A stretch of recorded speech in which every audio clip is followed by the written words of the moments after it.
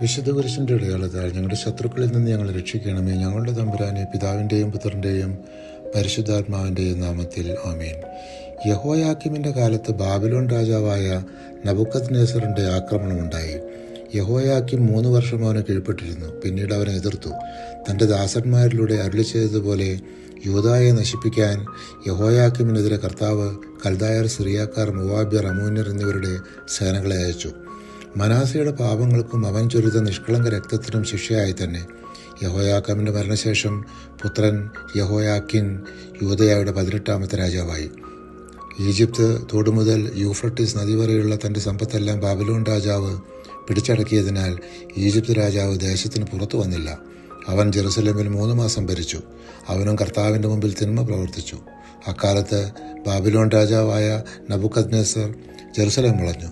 യൂദാ രാജാവായ യഹോയാക്കീൻ തന്നെയും മാതാവിനെയും ഭൃത്യന്മാരെയും പ്രഭുക്കന്മാരെയും സേവകന്മാരെയും അവൻ അടിയറ വെച്ചു.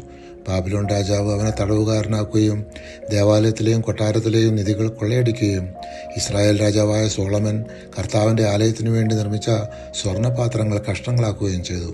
കർത്താവ് മുൻകൂട്ടി അറിയിച്ചതുപോലെ തന്നെയാണ് ഇത് സംഭവിച്ചത്. യഹോയാക്കിനെയും അവൻ്റെ അമ്മയെയും പത്നിമാരെയും സേവകന്മാരെയും ദേശമുഖ്യന്മാരെയും അവൻ ജെറുസലേമിൽ നിന്ന് ബാബിലോണിലേക്ക് തടവുകാരായി കൊണ്ടുപോയി.